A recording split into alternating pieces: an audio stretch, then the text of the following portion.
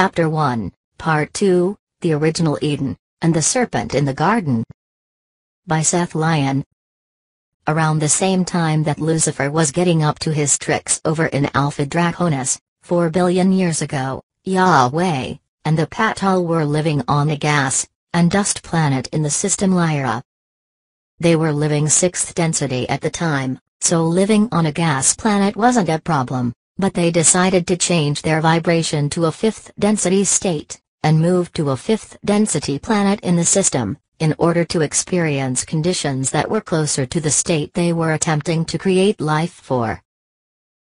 The most natural vibrational state for embodied consciousness is 5D, and that's where the vast majority of embodied beings in creation hang out, but the Patal had instructions from Source that the 3rd density was going to be a necessary, lived experience in order to heal the mother wound, so it was necessary then to impose an artificial 3D matrix onto a system in order to have that experience, which is what they did. The bodies they formed to interact with the 3D matrix were not flesh and bone human bodies, they were physicalized light bodies made essentially out of plasma, which allowed them to interact with the 3D world. But for them the 3rd density was too uncomfortable to sustain for long periods even in this form, so they took turns on missions, seeding the planet with the appropriate building blocks to develop the animal and plant kingdoms, for which they had already developed a working DNA molecule. This is the simple double helix DNA we are familiar with today.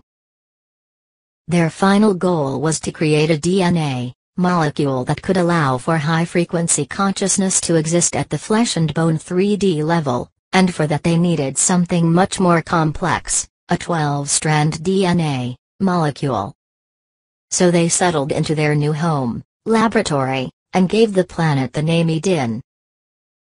And note, all human beings have the potential to have 12-strand DNA. This is why scientists today identify our DNA as 2-strand, with 10 junk strands that they don't understand the function of.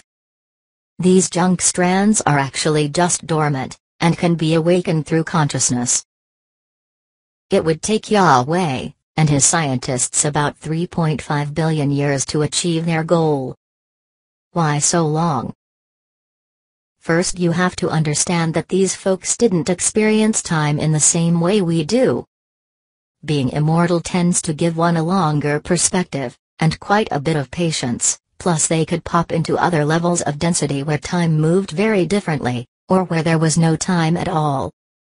Also, these experiments needed millions of years to play out. They would design a prototype molecule, and introduce it into the system, and then go exploring elsewhere, or maybe just pop forward on the timeline, and then they would check in and see how evolution had played out. It took many tries, but finally, about 427 million years ago, they found the right sequencing, and it worked. 427 million years ago, the Patal seeded the Lyran race, the first 3rd density human beings, on the planet Eden. The original Lyrans had 3D flesh and blood bodies capable of potentially housing all densities of consciousness, and many of the Patal themselves were the first souls to incarnate into that race, followed by other groups of souls as the Lyrans multiplied. They had 50 plus 2 chromosomes, and a 12-strand DNA molecule, with bodies between 10 to 15 feet tall. They evolved through the processes of contemplation and play, living peaceful, nomadic, and agricultural lifestyles. With their high level of consciousness they could literally bend and shape nature to their will, forming vast gardens, fabulous parks, and living architecture made from the forest itself. Before incarnating as Lyrans, those souls whom had been living at the higher densities had manifested their desires as just a natural way of life. But manifestation at those levels of density, 6D, and 7D, is relatively fluid, held together only as long as the mind wills it. Living in 3D they were able to manifest creations that not only remained solid, those creations then had an evolutionary life of their own. All of this made for a very rich, sensual, and magical existence that was rooted in a deep harmony with the environment, and it was quite different from the current 3D matrix we are living in right now on Earth. Many of the Patal became quite enamored with this denser, incarnated experience. They lived very long lifespans, thousands of years, often reincarnating again and again, perfecting the process of merging these exciting new physical bodies with their eternal light bodies until some of them no longer needed to die and reincarnate in order to have the physical experience. They could live in a 3D fleshy body, and, with their consciousness, change their vibration to a light body which could experience all levels of density, and then back again to a plasma body, or flesh and blood body, at will. This group of Patal souls became the spiritual leaders of the developing Lyran culture, and would form the core of the group that we know today as the Ascended Masters. And that, folks, is how we got the roots of our Eden myth. Now, about that serpent. I think it's fair to say that most people are familiar with the story of the serpent in the Garden of Eden, the one where the snake tempts Eve, and introduces the knowledge of good and evil. What most folks probably don't know is that this story is an echo of much earlier one. That original story is the one I'm going to tell here. 387 million years ago, the Draco have been exploring and cultivating planets in our corner of the multiverse for some 3 million years, in an ever-constant quest for food and resources. They have expanded out far from their original system in Alpha Draconis, as they tended to quickly use up whatever planet they spread to. They existed now primarily as a vast and far-flung fleet of interstellar ships and space stations, dependent on their network of mining, agricultural, and livestock worlds. Their sciences at this point were as advanced as you can get without integrating higher consciousness-based technology, something that the Draco did not have access to with their crude, two-stranded DNA, and violent way of life. Through genetic manipulation they have created many variants of their race, bred to various purposes such as warrior, farmer, worker, etc. So from now on, when I refer to the Chakar, I am referring to the original bloodline, the royalty of the Draconian race. Remember, the Draco were an androgynous and conquest-minded people who were, as far as they knew, the only intelligent life in the universe, so imagine their surprise and shock when one of their scout ships came back with a report of a system that not only harbored intelligent life, it harbored intelligent life that had been divided into males and females. Males and females who existed in harmony with vast, self-sustaining systems of lush gardens and forests, content to simply live in balance with the world, rather than using it up and moving on to the next one. Not only that, these people seem to have some kind of ability to literally shape their environment with their thoughts. At this point in time many souls had incarnated into the Lyran race as it grew and flourished under the guidance of the Patal. They had developed interplanetary space travel and spread from Eden to other inhabitable planets in their solar system, but they had not developed weapons of any kind as there was no need.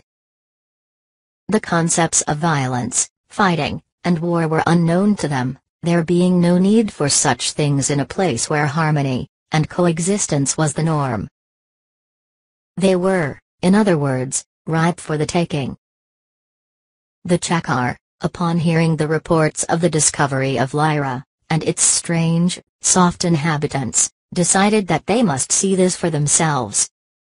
The royal houses assembled at a staging area outside the system, and there they gathered their fleets into an armada, and watched.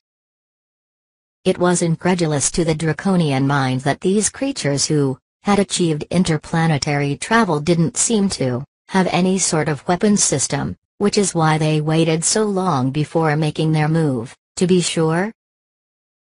Also, their scientists were insistent that they must study the apparent mind power these people possessed, but try as they might, they couldn't understand how it functioned. They had no way to make heads or tales of a technology that was rooted in love and harmony, a technology that appeared to them as magic.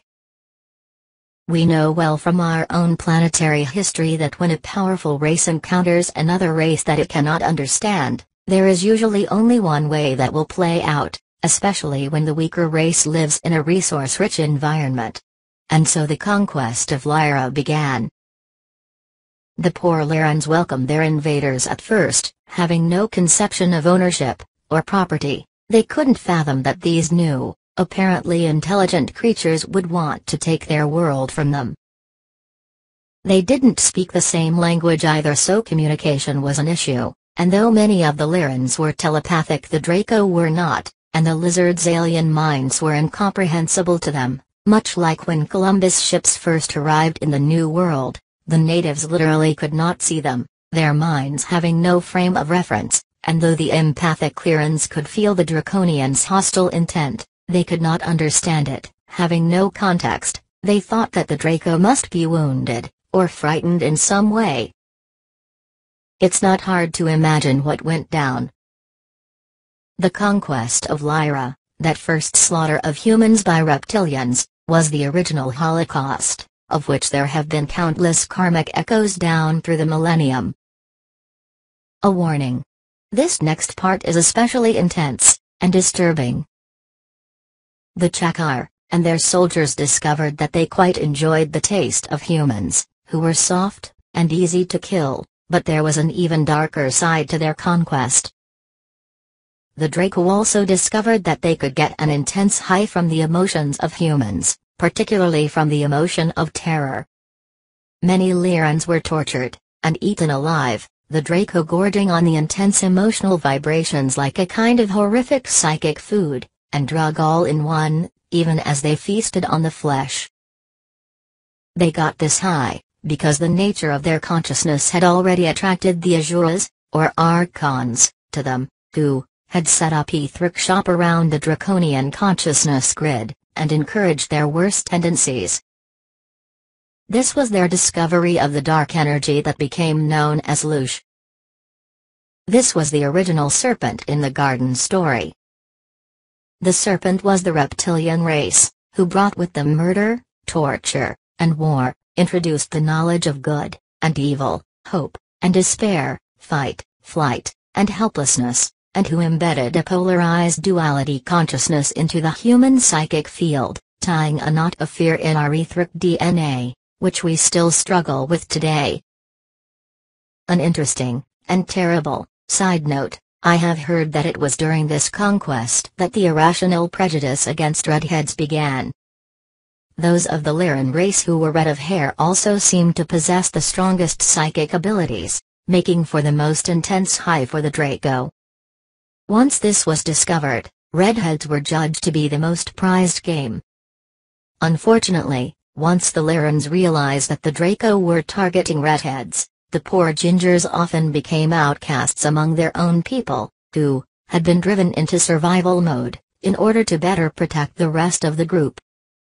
This is the root of the irrational prejudice some people still hold against red-headed people. The Lyrans who survived fled their star system in the only ships they had, which were relatively slow interplanetary ships. These refugees from the cradle of human civilization combined resources to form a fleet, and began developing agricultural and mining ships, so that they could become self-sustaining. They also began developing weapons, both psychic and physical, so that they would be able to defend themselves in the future. But something else happened when they fled their solar system. They also left the 3D matrix behind, and entered normal, 5th density space. This was quite a relief for most, as the 5th density frequencies helped them heal their trauma.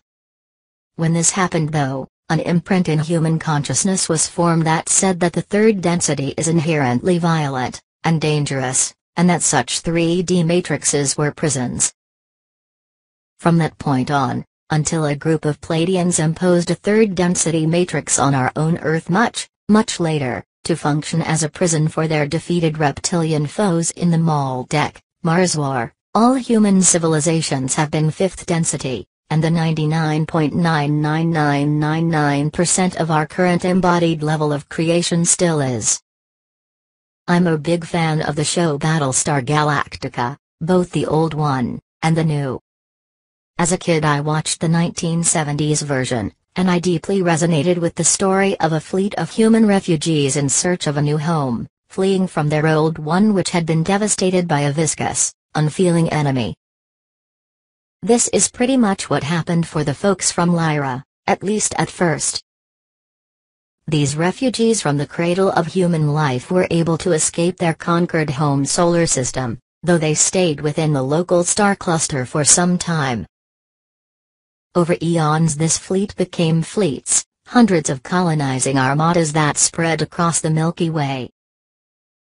Eventually the Lyran scientists, with assistance from the Ascended Masters who dwelt among the Lyrans as guides and teachers, were able to develop interdensity electromagnetic gravitic drives, which enabled the colonists to spread out into other galaxies, and beyond, into the larger multiverse. Over the next hundreds of millions of years they would develop into the civilizations of Vega, Orion, Sirius, the Pleiades, Tau Ceti, Andromeda, Alpha Centauri, and countless others. Some people became not only more technologically advanced, they also developed their consciousness to the point that they no longer needed external technology, and could travel in their light bodies. They formed communities at finer levels of density like 6D, favoring gas planets, which appear quite different at the higher levels of density, for their civilizations.